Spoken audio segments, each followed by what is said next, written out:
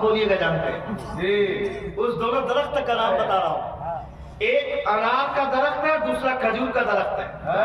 زور سے بولے، انار کا درخت ہے، دوسرا کھجور کا درخت ہے۔ تفسیر نعیمی میں علامہ مفتی احمد یار خان نعیمی رحمہ فرماتے ہیں کہ انسانوں کی پھوپھی ہے انار کا درخت اور کھجور کا درخت۔ سبحان اللہ۔ ارے باپ کی بہن کو کیا بولتے ہیں؟ پھوپھی۔ تو حضرت آدم کا جسم تیار ہوا، پھر اسی مٹی سے، جس مٹی سے حضرت آدم کا جسم بنا، اسی بچی ہوئی مٹی سے خدا نے انار کا درخت پیدا کیا، کھجور کا درخت پیدا کیا۔ اس لیے انسانوں کی پھوپھی انار کا درخت اور کھجور کا درخت۔ اب اگر کوئی پوچھے گا تو بتائیے گا نا، یہاں جانتے تقریر نہیں سنیے گا تو کہاں سے جانیے گا؟ اس لیے تقریر سننا ضروری ہے۔ اچھا، ابھی علامہ مفتی صاحب قبلہ نے فرمایا کہ قرآن کا نزول کمپلیٹ کتنے سالوں میں ہوا؟ کتنے سالوں میں؟ 23 سال۔ 23 سال میں یہ فارمولہ یاد رکھیے گا، یاد رکھیے گا، ٹھیک ہے؟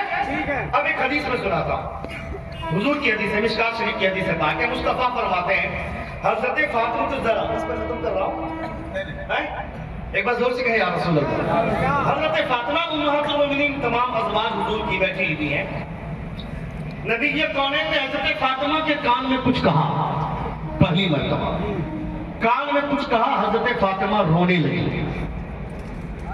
جب حضرت فاطمہ رونے لگی تو دوبارہ پھر حضور نے فاطمہ کے کان میں کچھ کہا، دھیرے سے سرگوشی کرنا اس کو بولتے ہیں، اس کو سرگوشی کرنا اردو میں بولتے ہیں، آپ اپنی زبان میں بولتے ہیں خسر پسر کرنا،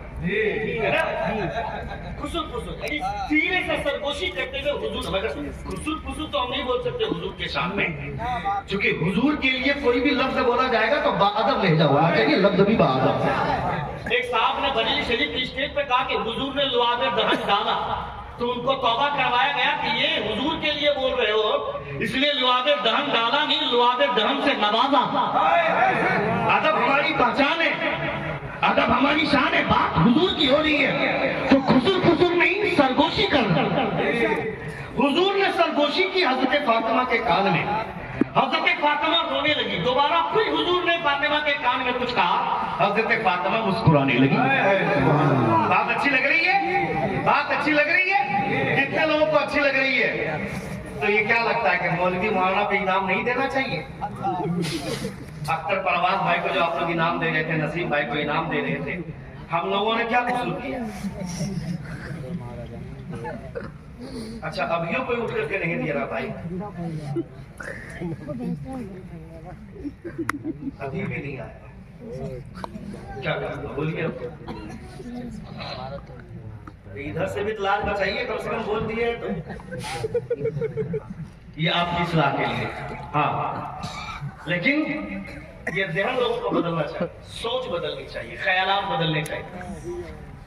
آپ لوگوں کی وجہ سے لوگ اپنے بچوں کو نہیں پڑھا رہے ہیں، اللہ کا شکر ہے کہ آج دونوں شاعر پڑھے لکھے ہیں، دونوں عالم ہیں۔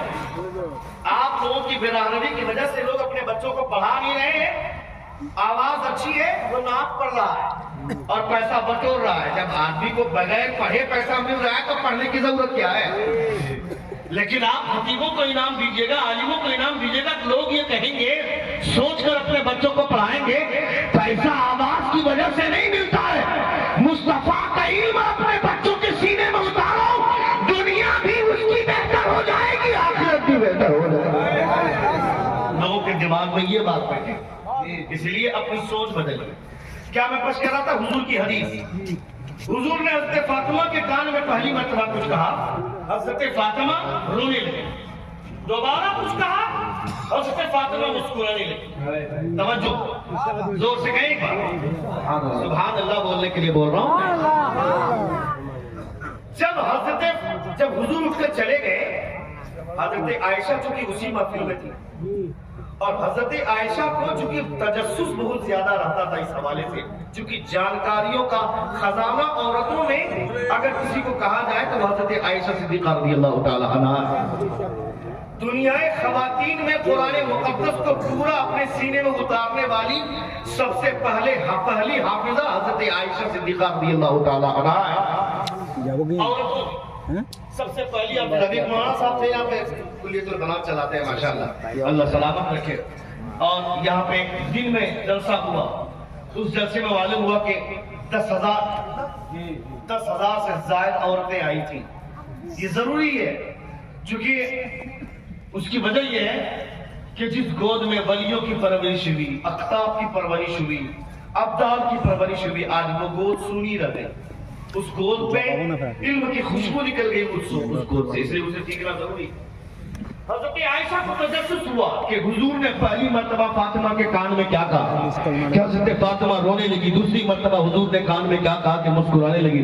جب حضور اٹھ کر چلے گئے، تمام ازواج چلی گئیں، تب پھر حضرت عائشہ پوچھتی حضرت فاطمہ سے، توجہ، کہا فاطمہ حضور نے پہلی مرتبہ کان میں کیا کہا کہ تم رونے لگی، اور دوسری مرتبہ حضور نے کان میں کیا کہا؟ اے بیٹے بابو بیٹھو تم سے، دوسری مرتبہ کان نے کیا کہا کہ تم مسکرانے لگی؟ حضرت فاطمہ کہتی ہے نہیں بتاؤ.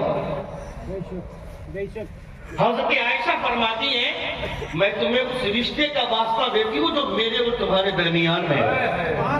ماں بیٹی کا رشتہ، ماں بیٹی کا رشتہ یہ الگ بات ہے کہ حضرت فاطمہ کا جنم حضرت عائشہ صدیقہ رضی اللہ تعالی عنہ کی کوکھ سے نہیں ہوا ہے، ورنہ حضور کی بیوی ہے تو ماں تو ہوئی. بہت سارے لوگ بولتے ہیں کہ حضرت فاطمہ افضل ہے کہ حضرت عائشہ افضل ہے. لوگ بولتے ہیں، کچھ لوگ بولتے ہیں فاطمہ افضل ہے، کچھ لوگ بولتے ہیں عائشہ افضل ہے. مگر ایک عاشق کی زبان یہ کہتی ہے کہ اس چکر میں تم پر مت پڑو کہ حضرت فاطمہ افضل ہے یا حضرت عائشہ افضل ہے. سنو، اگر بیٹی ہونے کی حیثیت سے دیکھو گے تو حضرت عائشہ صدیقہ اکبر کی بیٹی ہے اور حضرت فاطمہ مصطفیٰ کی بیٹی ہے. حضرت صدیقہ اکبر کی بیٹی مصطفیٰ کی بیٹی سے بہتر نہیں ہو سکتی ہے. اور اگر بیوی ہونے کی حیثیت سے دیکھو گے تو حضرت فاطمہ علی کی بیوی ہے اور حضرت عائشہ حضور کی بیوی ہے. حضور کی بیوی سے بہتر علی کی بیوی نہیں ہو سکتی ہے.